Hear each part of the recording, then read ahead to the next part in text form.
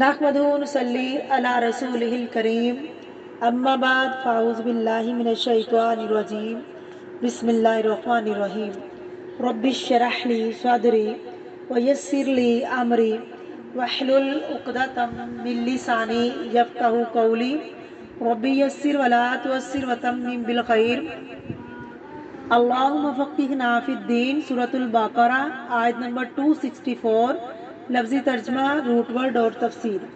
یا ایہا الذین آمنو، اے لوگو جو ایمان لائے ہو، لا تبتلوا، نہ تم باطل کرو، ابطلا یبطلو ابطال، باطل کرنا، بے نتیجہ کرنا، بے مقصد بنانا، صدقاتکم، اپنے صدقات کو، صدقہ کی جمع ہے، بالمنی، ساتھ احسان کے، والعذار، اذیت کے، تکلیف کے، کالذی، اس شخص کی طرح، ینفقو، جو خرچ کرتا ہے، یہ واحد ہے، اور ینفقون جمع ہے، مالہ، اپنا مال، ریاء، دکھاوے کے لیے، رائے یرائی، ریاء، دکھانا، دکھاوا کرنا، الناسی، لوگوں کو، ولا یؤمنو، اور نہیں وہ ایمان رکھتا، باللہ، اللہ پر، والیوم الآخری، اور آخرت کے دن پر، فمثلہ، تو اس کی مثال، یعنی ریاکاری کی مثال، کمثلی، مانند مثال، صفوان، چکنے پتھر کے، سواد واؤ فا اس کا روٹ ہے، صفا یصفی، صاف، موسلا دھار بارش، بڑے قطروں والی بارش، ڈون پور، فتراکہ، پھر چھوڑ دے اس کو، سلدہ، صاف ستھرا، سپاٹ، اور صاف ستھری چیز کو کہتے ہیں، ایسا پتھر جس پر کچھ نہ اگے، ٹھوس چیز جو صاف ستھری ہو، پلین ہو، چٹیل ہو، لا یقدرون، نہیں وہ قدرت رکھتے، علی، اوپر، شیئن، کسی چیز کے، مما، اس میں سے، کاسبو، جو انہوں نے کمائی کی، کاسبہ یکسبو، واللہ، اور اللہ تعالیٰ، لا یہدی، نہیں ہدایت دیتا، القوم الکافرین، کافر قوم کو۔ بسم اللہ الرحمن الرحیم۔ تفسیر۔ یہاں پر تاکید کی جا رہی ہے، یا ایہا الذین آمنو، اے لوگو جو ایمان لائے ہو، لا تبطلوا صدقاتکم بالمن والاذی، مت ضائع کرو اپنے صدقات کو من اور اذیت دے کر۔ دوبارہ تاکید کی جا رہی ہے، ضائع نہ کرو، باطل کرنا، بے نتیجہ کرنا، بے مقصد کرنا، اس صدقے کا کوئی نتیجے نہیں ہے، نہ کوئی نتیجہ نکلے گا، اجر و ثواب نہیں ہوگا، سب کیا کرایا ضائع، من و رضا کے ساتھ کہ جب دے کر تم اپنے آپ کو بڑا ثابت کرو اور اذیت دو، کالذی، اس شخص کی طرح، پھر مثال سے بات سمجھائی جا رہی ہے، ینفقون مالہ ریاء الناس، جو اپنا مال دکھاوے کی خاطر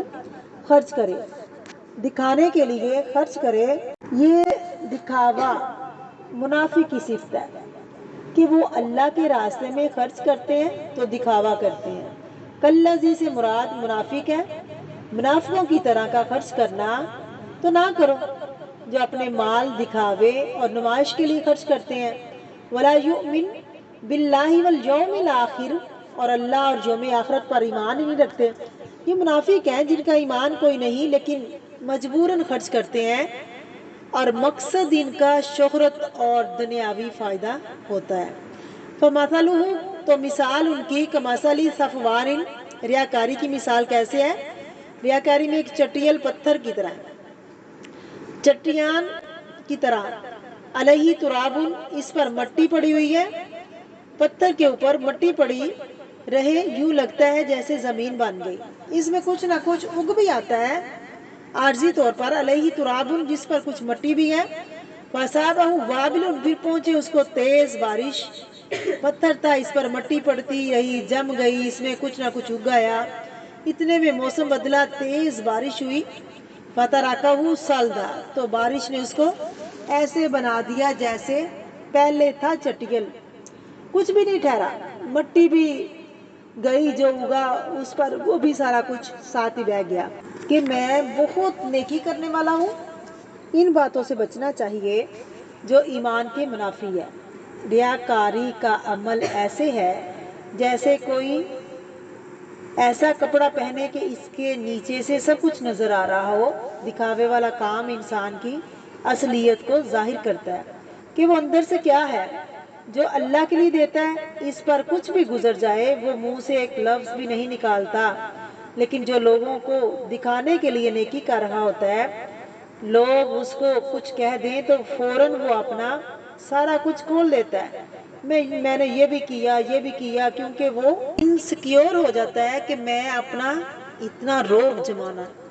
تو اب ان کے اوپر روب نہیں پڑا، یہ مجھے بلیم کر رہے ہیں، میں ان کو بتاتا ہوں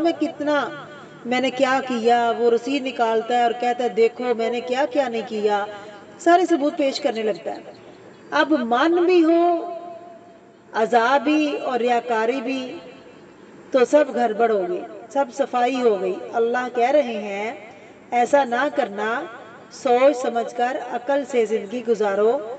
یہ ایمان کی کمزوری کی وجہ سے ہوتا ہے۔ جس کا ایمان مضبوط ہو، اللہ پر یقین پختہ ہو، وہ ان چیزوں سے بچتا ہے۔ یہ بارش غیر معمولی حالات ہیں، پہلے احسان نہیں جتلانا، جب کوئی حالات ایسے آئیں سارا لبادہ اتر گیا۔ تو دکھاوا کرنا کہ جب انسان لوگوں کے لیے کچھ کرے، نبی کریم صلی اللہ علیہ وسلم نے فرمایا ریاکاری شرک اصغر کہا گیا ہے، یعنی لوگوں کو دکھا کر کے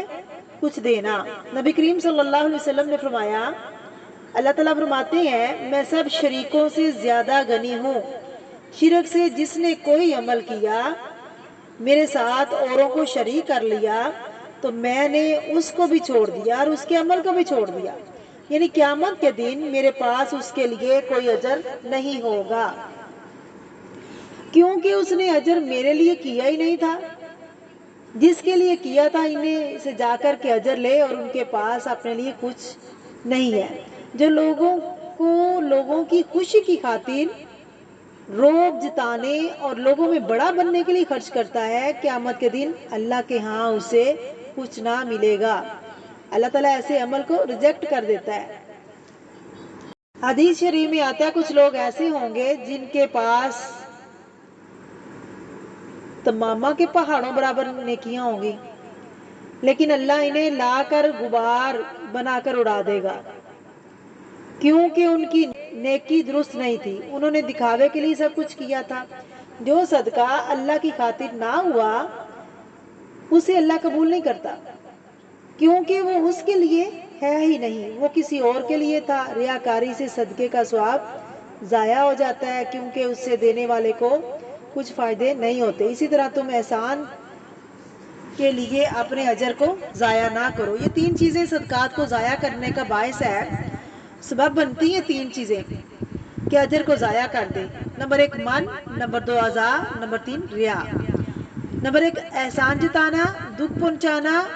دکھاوا کرنا۔ ایسا شخص اللہ اور یوم آخرت پر ایمان ہی نہیں رکھتا، کیونکہ اگر اس کا ایمان ہوتا تو وہ صدقہ کسی اور کو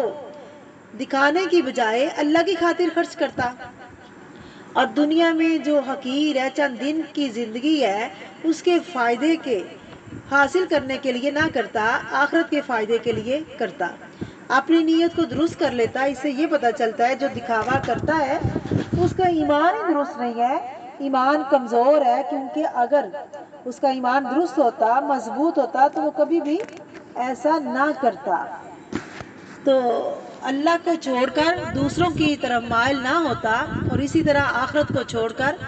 دنیا کے فائدوں کی طرف نہ جھکتا۔ اللہ تعالیٰ ہمیں آخرت کی تیاری کرنے والا بنائے، اور اللہ تعالیٰ ہمیں